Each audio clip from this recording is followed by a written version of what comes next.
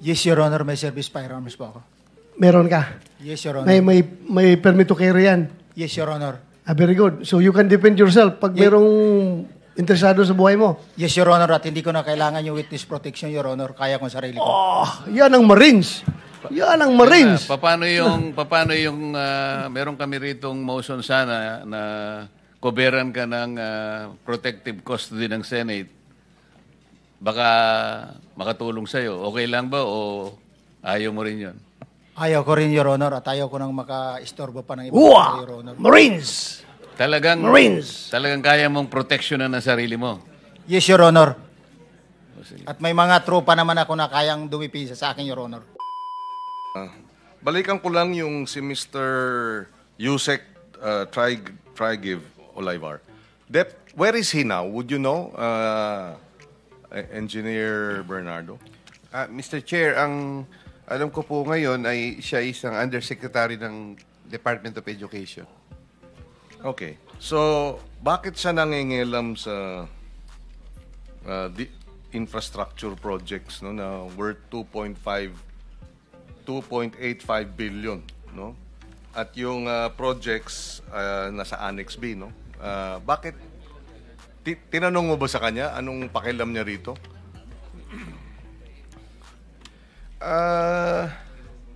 Hindi po, basta na-offeran lang po ako ng mag-submit ng listahan. So, ako naman po, Mr. Chair, yun naman pong listahan. Kung mag-submit ka man po at hindi naman po talaga in effect lumabas, so wala naman pong kwan yun eh. Wala naman pong effect. So, yun lang po, Mr. Chair. Nakilala ko lang po siya noon. Tapos when he told me po and called me for a meeting to discuss about the unprogrammed appropriations, doon po ako nag-try lang po ako sa kanya na mag-submit. Have you dealt with him before? Nakatrabaho niyo na ba tong si Mr. Olivar dati? Kilala ko lang po. No, sa ibang mga proyekto ng DPWH? Hindi po, wala po akong makuha diyan except doon po sa dati na kami po kasi usually pagka po panahon ng budget nakikita po namin sila dito nung panahon po nung si Senator Angara po ay parang finance chairman. Yun po. Okay, so in that regard, before, nakausap mo rin siya tungkol sa mga projects? Hindi po kami, nakakausap ko po siya sa mga... No, just say yes or no. Projects, infrastructure projects, meron na kayong pakikipag-usap sa kanya noon? Yes po, pero Okay. In other words, this is hindi ito ang unang pagkakataon.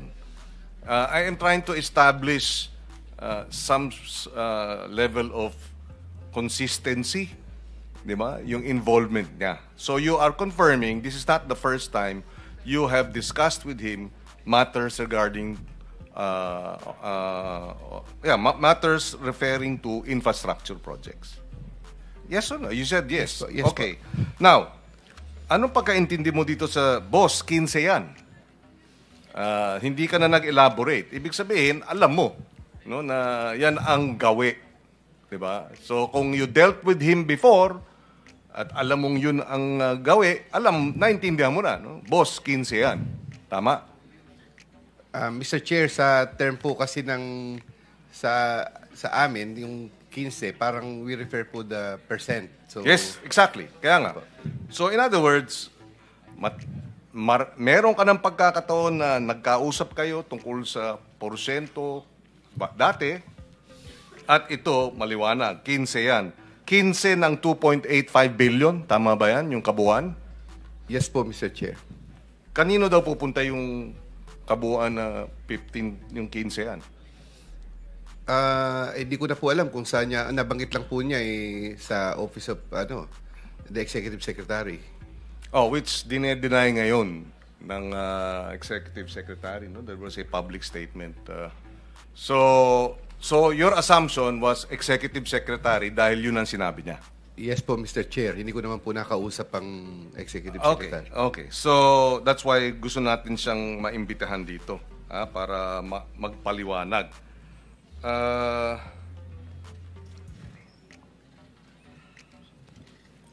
So, Tapos biglang nagkaroon ng special allotment release order. Ano yun? Hindi naman bigla. Thereafter, ilang araw yun?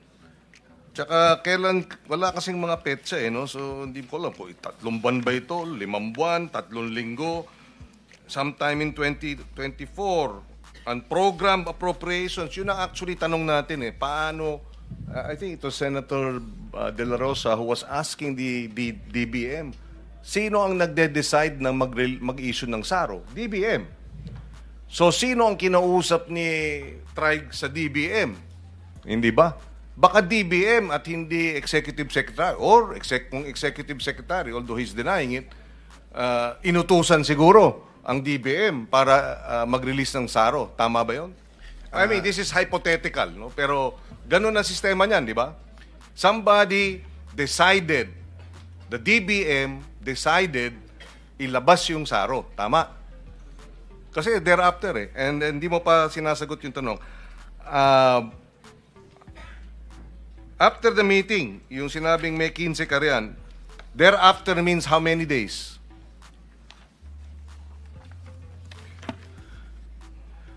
Doon po, pagkaraan po nung meeting namin noon ay ilang araw lang po, inano ko po si Engineer Alcantara to submit the list. Yun po. Ilang araw? Ilang araw lang po. Araw. And then, nung sinubmit, ilang araw na naglabas na ng SARO? I think mga, ano din po, mga, baka po months din, o isang buwan, ganun. Isang buwan. Opo, hindi ko po Mr. Chair, sorry po. Yes. Hindi ko po Dahil, hindi i-release yan yung SARO kung hindi dinisyonan ng DBM. Hindi ba? Meron bang nag-impluensya sa DBM? Meron bang natanggap ang DBM na 15? Hindi natin alam sa ngayon. Kaya magandang tawagin itong si Yusek Olayvar para magpaliwanag. Tapos diniliver sa Magallanes, Makati. Sabi nyo, would collect and deliver the agreed 15% commitment to me which I delivered or caused to be delivered in Magallanes, Makati. Tama? Meron po pagkakataon na ganun. Ikaw mismo? Opo, Mr. Chair. Tsaka other places. Ano yung other places? Kung saan-saan lang po. Saan? Minsan po sa Diamond. Diamond Hotel. Saan pa? Yun lang po ang natatandaan ko Magallanes, tapos Diamond Hotel. Bakit sa Magallanes? Sinong taga ron? Hindi ko po alam, Mr. Village? Chair. Doon po sa sa parking lang po doon. Dun sa okay. Sige. So, at magkano ang 15%? Yung ganun, siyempre 15% ng 2.85, di mo? So that must be about 280, 350 million, tama? Mga 300 plus po. Yeah, Mr. 300 Chair. million. No? Okay. Cash. Cash po. Laging cash. Yeah. Okay. Sige. Thank you. I will have further questions perhaps in the next hearing. But with Bryce, nabanggit mo, Bryce, pagkatapos ng flood controls, ang malaking porsyento rin ng mga proyekto ay farm-to-market roads, tama? Farm-to-market roads. Hindi po, Your Honor. Wala po akong binanggit na farm-to-market roads. Sabi mo, farm-to-market roads constitute the next largest item dahil sa laki ng mga proyektong ito, di ba? Street lights po yung nabanggit. Street lights. Opo, Hindi Your Honor. farm-to-market roads. So walang, kasi merong allocations, repair, rehab, and construction of farm-to-market roads.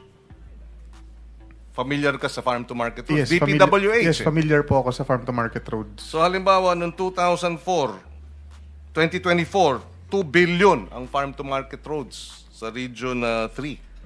Meron ba kayong hinawakang mga farm-to-market roads apart from flood control projects? Meron po, Your Honor. So, doon din ba merong lagayan at bigayan? Meron po, Your Honor. Ayun na nga eh. So, 2025, this year, 4 billion ang farm-to-market roads. Tama? Magkano sa inyong district ang farm-to-market road noong 2025? Would you remember? Wala po akong hawak na record ngayon, Your Honor. Pasensya na po. Okay. Pero yung mga proyektong ito, meron ka ring record nito, inventory? Meron po, Your Honor. So, paano ang sistema ng lagayan doon? Ganon din. May proponent, Yes po, Your Honor. Meron po lahat. Meron po obligasyon. okay, kasi ino-audit ngayon ng Department of Agriculture ang farm-to-market roads. Engineer Alcantara, do you confirm na malaki ang nalaan na proyektong farm-to-market roads rin?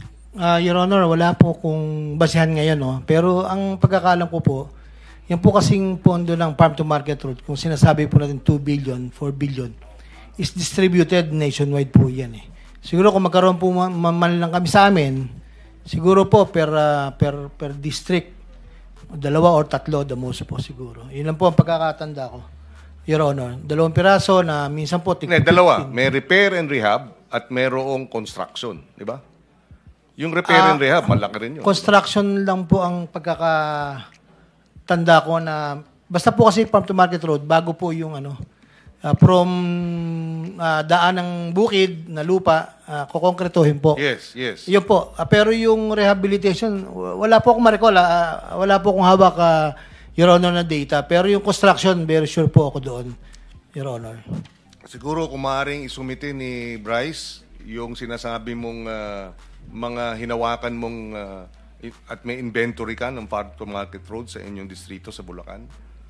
Sige po, Your Honor. At sino ang mga proponent tulad nung pagbigay nyo nga nung flood control ng mga datos? Okay po, Your Honor. Okay. Sige po. Well, my time is up. Thank you. Thank you. Thank you, Mr. Maraming Chair. salamat. Senator Pangilinan. Go ahead, Senator De La Rosa. Bago magkakalimutan, Mr. Chair, I'm just concerned about the safety and security of this new witness at si Master Sergeant Orly Gutesa. Matanong ko lang si Orly, may baril ka ba?